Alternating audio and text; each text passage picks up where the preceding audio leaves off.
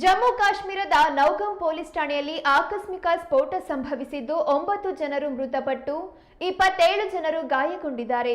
White collar ಭಯೋತ್ಪಾದಕ module ಪ್ರಕರಣಕ್ಕೆ ಸಂಬಂಧಿಸಿದಂತೆ ಇತ್ತೀಚೆಗೆ ವಶಪಡಿಸಿಕೊಂಡ ಸ್ಫೋಟಕಗಳ ದೊಡ್ಡ ಸಂಗ್ರಹದಿಂದ ಅಧಿಕಾರಿಗಳು ಮಾದರಿಗಳನ್ನು ಹೊರತೆಗೆಯುತ್ತಿದ್ದಾಗ ಸ್ಫೋಟ ಸಂಭವಿಸಿದೆ ಎಂದು ಅಧಿಕಾರಿಗಳು ಇಂದು ಬೆಳಗ್ಗೆ ತಿಳಿಸಿದ್ದಾರೆ. ಅಧಿಕಾರಿಗಳ ಪ್ರಕಾರ ನಿನ್ನೆ ಶುಕ್ರವಾರ ತಡರಾತ್ರಿ ಸ್ಫೋಟ ಸಂಭವಿಸಿದ್ದು 9 ಜನರು ಮೃತಪಟ್ಟು 27 ಜನರು ಗಾಯಗೊಂಡಿದ್ದಾರೆ. ಅವರಲ್ಲಿ ಹೆಚ್ಚಿನವರು ಪೊಲೀಸರು ಮತ್ತು ವಿಧಿವಿಜ್ಞಾನ ಅಧಿಕಾರಿಗಳು.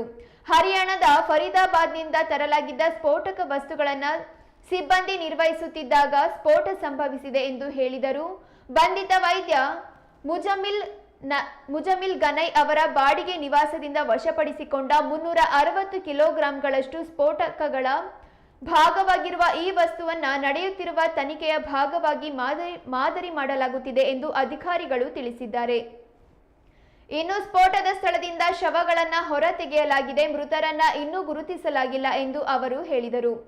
ಶವಗಳನ್ನು ಶ್ರೀನಗರದ ಪೊಲೀಸ್ ನಿಯಂತ್ರಣ ಕೊಠಡಿಗೆ ಕರೆದೊಯ್ಯಲಾಗಿದೆ. ಕನಿಷ್ಠ 24 ಪೊಲೀಸ್ ಸಿಬ್ಬಂದಿ ಮತ್ತು 3 ನಾಗರಿಕರನ್ನ ನಗರದ ವಿವಿಧ ಆಸ್ಪತ್ರೆಗಳಿಗೆ ದಾಖಲಿಸಲಾಗಿದೆ ಎಂದು ಅಧಿಕಾರಿಗಳು ತಿಳಿಸಿದ್ದಾರೆ.